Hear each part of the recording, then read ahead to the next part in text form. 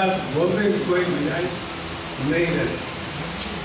وہ بھی supreme court اس کا عدالت کی طرف۔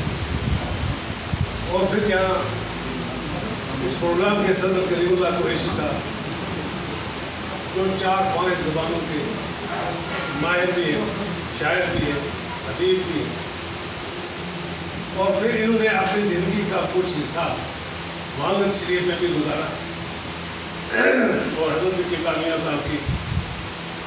شفقت بھی انہیں میسر رہی۔ اور پھر یہاں پہ جو یہ مجلس دیکھ رہا ہوں اور جس کو میں نے سنا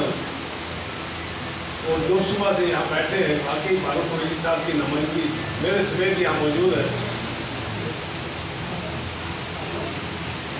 میرے اندازے میں یہ وہ مجالس ہیں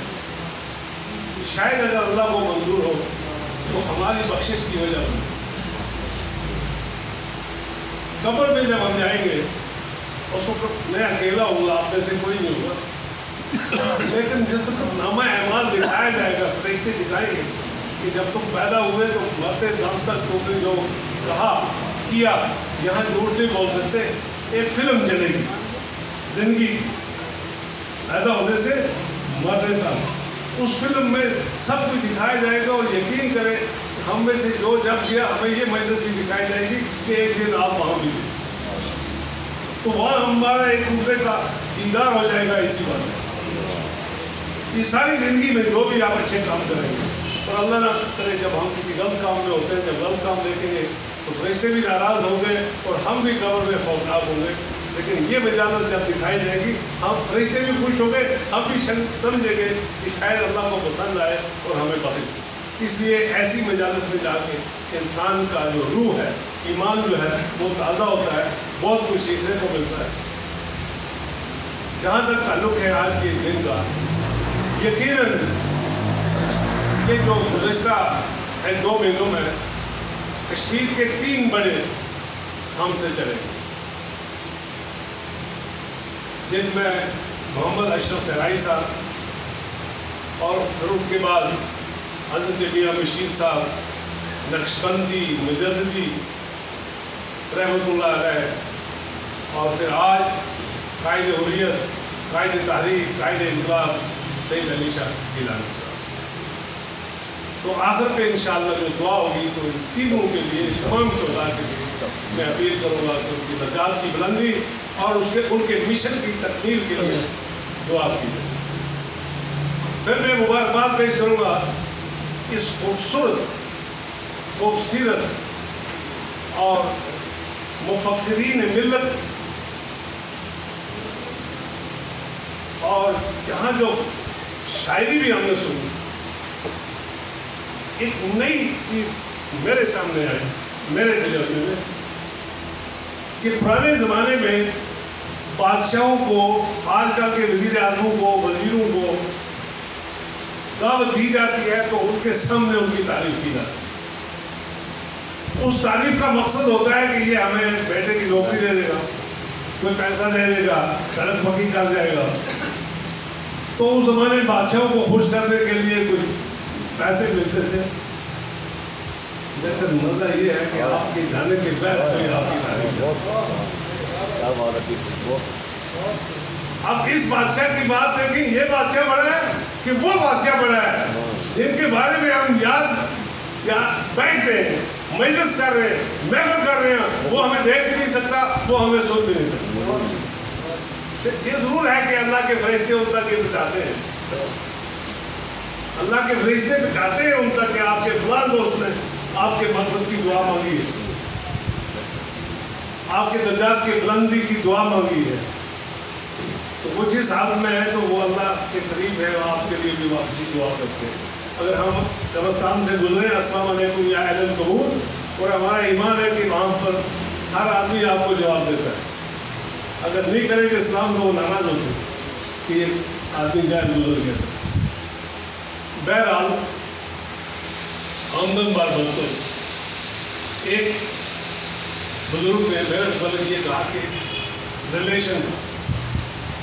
یقیناً ان کے ساتھ میری بہت بڑی ریلیشن، وہ یہ ایک میرے دادا صاحب حضرت پیر محمد ایوب شاہ اشرم اور حضرت میاں نظام الدین صاحب رحمۃ اللہ علیہ لاروی نقشبندی، وہ پیر بھائی تھے اور جگری دوست تھے اور شادی کے دوست تھے. یہ 1980 کی بات ہے. اب آج ایک اور چھوٹی چھوٹی باتیں آپ کے لیے جو محقق ہیں یہاں بیٹھے. حضرت عبید اللہ جو آپ کے دادا تھے رحمۃ اللہ علیہ، جب ان کو اپنے حکم مرشد حضرت نظام الدین کیا نے ان سے حکم ہوا کہ آپ کشمیر میں جائیں، یہ فقر کی بادشاہت تھی، یہ روحانیت کا یہ ان کو حصہ جو دنیا اور آخرت کے لیے جو تحفہ دیا. کہا اب میرے یار آج سے تم بادشاہ ہو، ایسی ایک جگہ آپ کو کشمیر میں ملے گی، ایک دریا ادھر سے آتا ہوگا، ایک ادھر سے آتا ہوگا، اس کے ساتھ میں یہ آباد جنگل ہے، وہاں جا کے آپ اپنا ٹھکانا ہوگا. اور حضرت جی صاحب لاروی رحمۃ اللہ علیہ جب وہاں تشریف لے کے آپ لوگ اکثر جنگل میں منگل کی بات کرتے ہیں، تو آج اگر جا کے آپ دیکھیں اس دربار کو تو وہ دنیا کی اس وقت مکہ اور مدینہ سے ہم نسبت نہیں کر سکتے، لیکن دنیا کی خوبصورت ترین جگہ اور دنیا کا سب سے بڑا شہر بن گیا ہے، جہاں بغیر دکانوں کے دنیا کے ہر شخص وہاں پہنچ جائے. دوسری بات وہاں جب یہ خدمت خلق کی بات آئی تو حضرت جی صاحب کی اجازت سے حضرت میاں نظام الدین صاحب کے میں بنے، ان کے والد میاں بشیر صاحب رحمۃ اللہ علیہ کے والد محترم، وہ 10 سال MLA رہے. حج سے جب واپس آئے تو انہوں نے فرمایا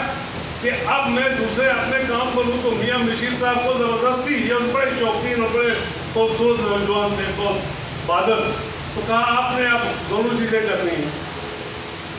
تو حضرت نے کچھ اپنے دوستوں کو بلایا جی صاحب لاروی رحمۃ اللہ علیہ کہ میں اب سیاست میں دلچسپی میری نہیں رہی، تو اب میں یہ کسی اور کے حوالے کرتا ہوں،